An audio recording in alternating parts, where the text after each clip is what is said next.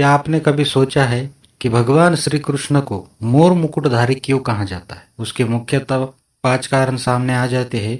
तो आज हम उसी को जानने वाले हैं। उसमें से सबसे पहला जो कारण सामने आता है ना, तो कहा जाता है कि वो राधा की निशानी है। महारास लीला के समय राधा ने उन्हें वैजयंती माला पहनाई। कहते हैं कि एक बार श्री कृष्ण राधा के साथ नृत्य कर रहे थे।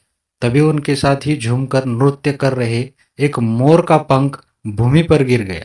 तो प्रभु श्री कृष्ण ने उठाकर उसे अपने सिर पर धारण कर ली। जब राधा जी ने उसका कारण पूछा तो उन्होंने कहा कि इन मोरों के नाचने में उन्हें राधा जी का प्रेम दिखाई देता है। कहते हैं कि श्री राधा रानी के यहाँ बहुत सारे मोर थे।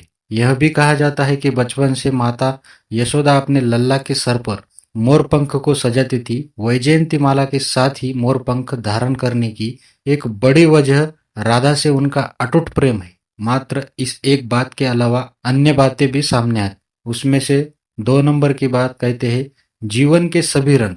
मोर पंख लगाने का ये भी अर्थ निकल आता है कि जीवन के सभी रंग उस पंख में है। मोर पंख में सभी रंग समाहित है। भगवान श्री कृष्ण का जीवन भी कभी एक जैसा नहीं रहा।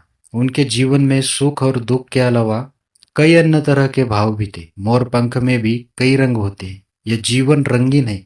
लेकिन यदि आप दुखी मन से जीवन को देखते हो तो हर रंग बेरंग लगेगा, और प्रसन्न मन से देखोगे तो यह दुनिया बहुत ही सुंदर है, बिल्कुल मोर पंख की। उसमें से तीसरा कारण यह भी सामने आता है कि ग्रह दोष। कई ज्योतिष्य विद्वान मानते हैं कि भगवान श्री कृष्ण ने यह पंख मोर पंख इसलिए धारण किया था क्योंकि उनकी कुंडली में काल सर्प दोष था। मोर पंख धारण करने से यह दोष दूर हो जाता है। लेकिन जो जगत का पालक है उसे किसी काल सर्प का दोष का डर नहीं होता होगा। 4 नंबर का कारण ये भी आता है कि ब्रह्मचर्य का प्रतीक भी माना जाता है। कई लोग यह मानते हैं कि मोर ब्रह्मचर्य का प्रतीक है। मोर पूरे जीवन में एक ही मोरनी के संग रहता है। मोरनी का गर्भ धारण मोर के आंसुओं को पीकर होता है। अंत में इसीलिए इतने पवित्र पक्षी के पंख को स्वयं भगवान श्री कृष्ण अपने मस्तक पर धारण करते। उसमें से ही लास्ट और 5 नंबर का जो आता है, शत्रु और मित्र समान, इसकी वजह से भी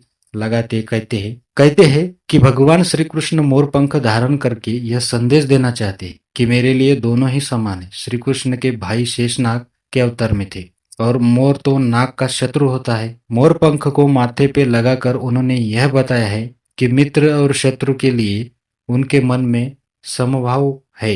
ये भी एक कारण माना जाता है। तो आपको इनमें से कितने कारण मालूम थे, हमें कमेंट्स में जरूर बताएं। राधे राधे।